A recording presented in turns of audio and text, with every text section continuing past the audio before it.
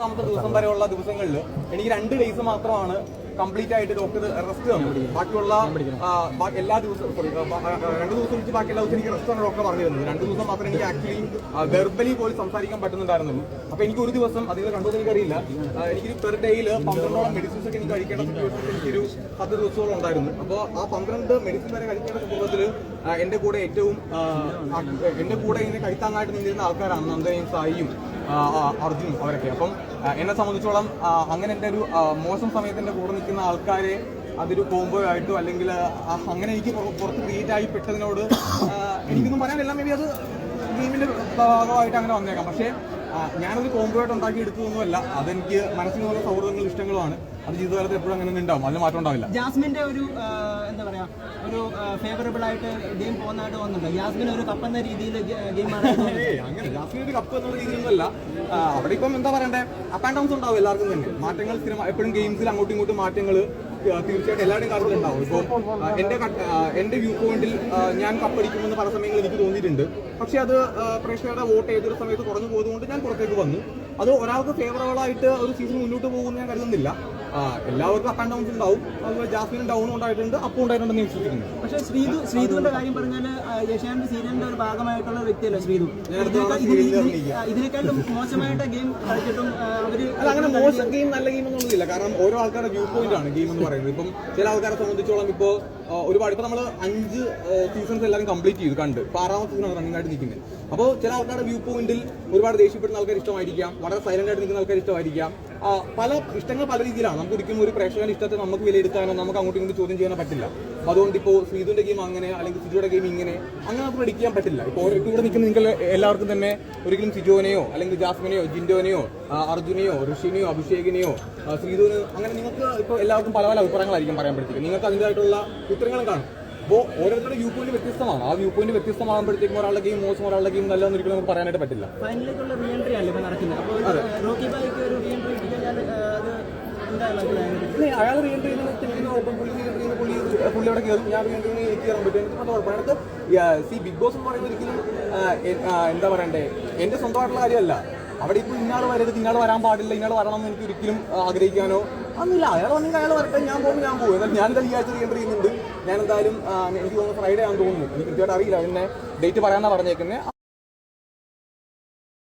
ആ ദിവസം ഞാൻ പോകും, ഫിനാലിൽ ഞാൻ പങ്കെടുക്കും, വിന്നറായിട്ടുള്ള ആൾക്ക് വേണ്ടി കൈയടിക്കും, എല്ലാവരും കൂടെ ഒരുമിച്ച് നിന്ന് നമ്മളെല്ലാവരും കൂടെ സന്തോഷത്തോടെ തിരിച്ചു വരികയും ചെയ്യും.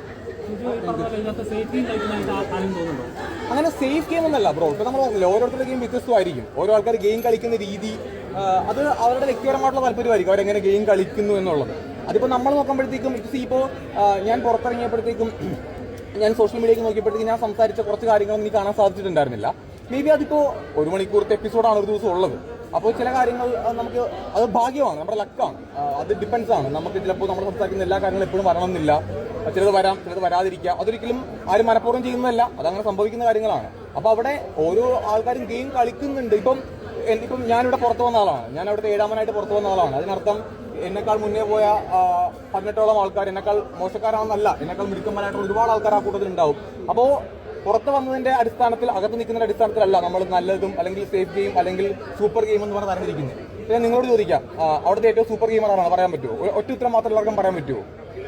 നിങ്ങൾ പറഞ്ഞേ, അടുത്ത സൂപ്പർ ഗെയിമർ ആരാ? പറ, നിങ്ങൾ പറ. വേറെ ആരാ ഉണ്ട്? ജിൻഡോ അല്ലാണ്ട് വേറെ ആരാ ഉള്ളേ? എന്തോ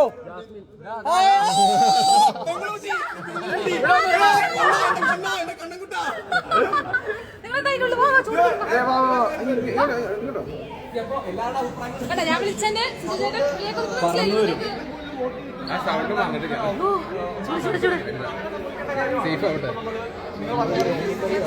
അല്ലെങ്കിൽ ഡിപ്ലോമാറ്റിക് ഗെയിമെന്നോ അതിന്റെ പൊളിറ്റിക്കൽ ഗെയിമെന്നോ അങ്ങനെ വിളിക്കുന്നുണ്ടായിരുന്നു. അപ്പൊ എന്ത് വിളിച്ചാലും ഹാപ്പി. എന്തായാലും ഏറ്റവും കൂടുതൽ വോട്ട് കിട്ടുന്ന ഒരാൾ വിന്നറാവട്ടെ. എല്ലാവരും നന്നായിട്ട് തന്നെ മുന്നോട്ട് പോകട്ടെ. എല്ലാവർക്കും വിജയ ആശംസകൾ പറയുകയാണ്. നമുക്ക് നോക്കാം ആരും ഇഷ്ടമാവുന്നുള്ളത്. സിജോന്റെ അഭിപ്രായത്തിൽ ആരാണ് കപ്പടിക്കാൻ? അങ്ങനെ എനിക്ക് അഭിപ്രായമില്ല. കാരണം എന്നെ സംബന്ധിച്ചോളം കപ്പടിക്കേണ്ട സിജോയായിരുന്നു. സിജോ പുറത്തുണ്ട്. അപ്പം ബാക്കി ഇനിയിപ്പോൾ ഞാൻ എങ്ങനെയാണ് വേറെ ആൾ കപ്പടിക്കാനും പറയാം. അങ്ങനെ എനിക്ക് എന്താ പറയണ്ടേ, ഏറ്റവും കൂടുതൽ വോട്ട് കിട്ടുന്ന ആളല്ലേ കപ്പടിക്കുക. അപ്പം നമുക്ക് എല്ലാവർക്കും കൂടെ വോട്ട് ചെയ്യാം. ഏറ്റവും കൂടുതൽ വോട്ട് കിട്ടുന്ന ആൾ കപ്പടിക്കട്ടെ. സിജോന്റെ വോട്ട് ആർക്കായിരിക്കും? ഞാൻ വോട്ട് ചെയ്യുന്നില്ല.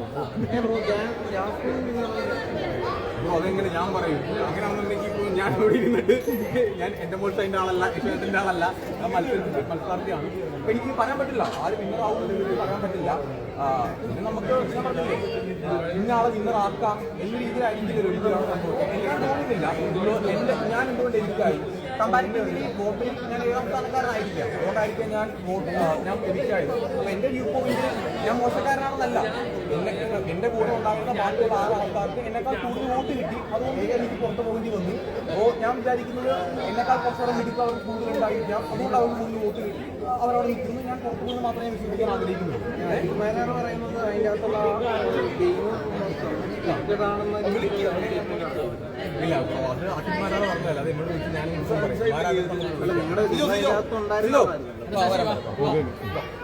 ഒന്നും കൂടെ ഒതുക്കിയിട്ട് നോക്കാം. ശശി പോവാ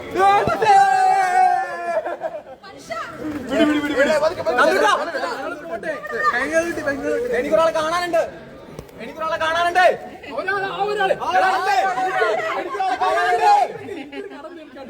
അയ്യോ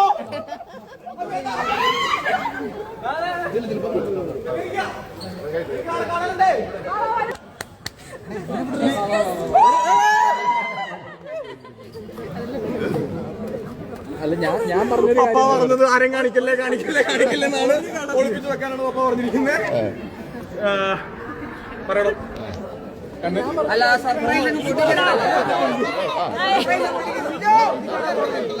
ഇതാണ് നമ്മുടെ സിജോ ചേട്ടന്റെ ഭാവി വധു.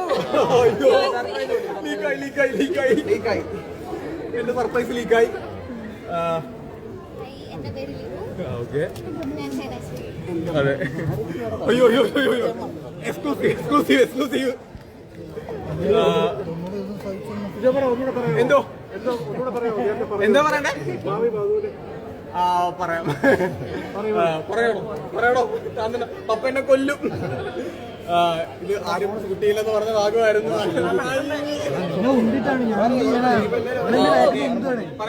പറയാം. അതെ ഇത് പേര് ലിനു എന്നാണ്.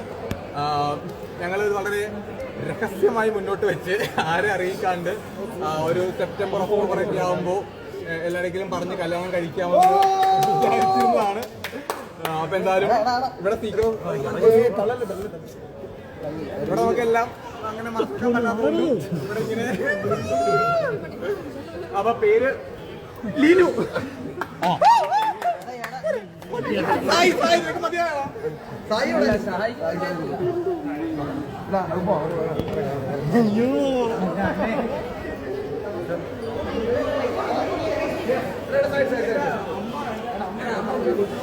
ഷൂ ചടിയായി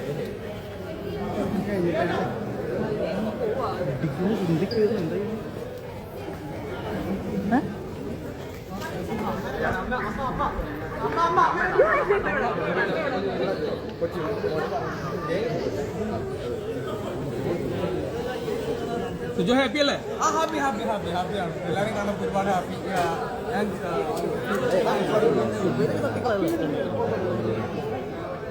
ഇത്ര ആൾക്കാരെ വിളിച്ച് തന്നെ വലിയ കാര്യമല്ല. ഞാൻ പോയ സമയത്ത് ഞാൻ എയർപോർട്ടിലേക്ക് വരുന്ന സമയത്ത് ഇപ്പം ഇവിടെ തിരിച്ചായിട്ട് ഉണ്ടായിരുന്നു. ആ സമയത്ത്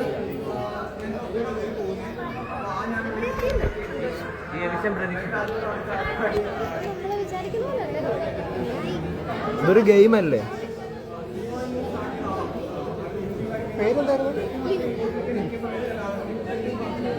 ഈ റോക്കിന്റെ ഒരു അസോൾട്ട് ഉണ്ടായിരുന്നല്ലോ, അതിനെതിരെ എന്തെങ്കിലും കേസ് കൊടുക്കാനായിട്ട് ഇപ്പൊ ഇവിടെ ചെയ്യുന്നുണ്ട്?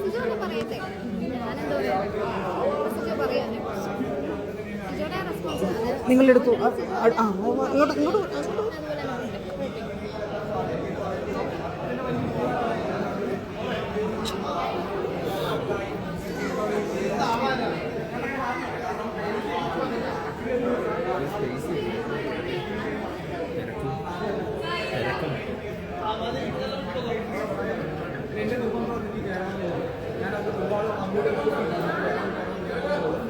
ഒരുപാട് നന്നായിട്ട് ഏഷ്യാനെറ്റ് ആയിക്കോട്ടെ, എൻ്റെ മോഷൻ ആയിക്കോട്ടെ, അത് ഏറ്റവും ബെസ്റ്റായിട്ടാണ് എനിക്ക് ട്രീറ്റ് ചെയ്യുന്നത്. ഹോസ്പിറ്റലായിക്കോട്ടെ, ആഫ്റ്ററിൻ്റെ ഓപ്പറേഷൻ കഴിഞ്ഞിട്ടുള്ള ഓരോ ദിവസങ്ങളും അത്രയും ബെസ്റ്റായിട്ടാണ് എന്നെ അവിടെ നോക്കിയത്. അതിനുശേഷം രണ്ടാമത്തെ മൂന്നാമത്തെ വീക്കിൽ ഈ വിഷു എപ്പിസോഡിൽ കയറണമെന്നുണ്ടായിരുന്നു. ഞാൻ വിഷു എപ്പിസോഡിൽ കയറണമെന്ന് ഞാൻ പറയുന്ന സമയത്തും എനിക്കത് പറഞ്ഞു ഇപ്പോൾ ഫിസിക്കലി ഇപ്പോൾ ഓക്കെ അല്ല, റെസ്റ്റ് എടുക്കണം. അങ്ങനെ എൻ്റെ ഡോക്ടറിൻ്റെ അടുത്ത് എല്ലാ വീക്കും കൊണ്ടുപോകും, ചെക്കപ്പ് നടത്തും. അങ്ങനെ ഞാൻ ഫിസിക്കലി ഓക്കെ ആയി.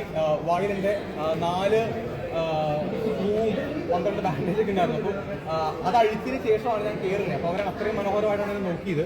അപ്പോൾ എന്നെ സംബന്ധിച്ചുള്ള എൻ്റെ ഈ യാത്രയിൽ ഞാൻ ഒരുപാട് ഹാപ്പിയാണ്. കാരണം ആ ഒരു രണ്ടാമത് റീ എൻട്രി എന്ന് പറയുന്നത് തന്നെ എനിക്ക് വിദൂരമായിരുന്നു ഒരുപാട്. പിന്നെ ഞാൻ അവിടെ അത്രയും ദിവസം ഞാൻ ചെന്നൈയിൽ തന്നെ അവിടെ നിൽക്കുമെന്ന് പറയുമ്പോഴത്തേക്ക് ഓരോ ദിവസം തള്ളി നീക്കുമെന്ന് പറയാൻ എന്നെ സംബന്ധിച്ച് ഒരുപാട് പ്രയാസകരമായിട്ടുള്ള കാര്യമായിരുന്നു. ഹോസ്പിറ്റലിൽ ഉണ്ടായിരുന്ന ഒരാഴ്ച അതും എനിക്ക് ഭീകരമായിട്ടുള്ള എക്സ്പീരിയൻസ് ആയിരുന്നു. കാരണം ഹോസ്പിറ്റലിൽ അവിടെ ടി വി ഇല്ല, പത്രമില്ല, അങ്ങനെ ഒന്നും ഒരു കോണ്ടാക്റ്റും ഇല്ല. അങ്ങനെ നിൽക്കുമെന്ന് പറയുന്നത് വളരെ പ്രയാസകരമായിട്ടുള്ള കാര്യമാണ്. അപ്പോൾ അതിൽ നിന്നൊക്കെ മാറി ഒരു 25 ദിവസത്തോളം ഞാൻ അവിടെ ഇങ്ങനെ ഒരു അണ്ടറിൽ താമസിച്ചിട്ട് തിരിച്ചു വരിക എന്ന് പറയുമ്പോൾ തന്നെ ഞാൻ ഭയങ്കര ഹാപ്പി ആയിരുന്നു.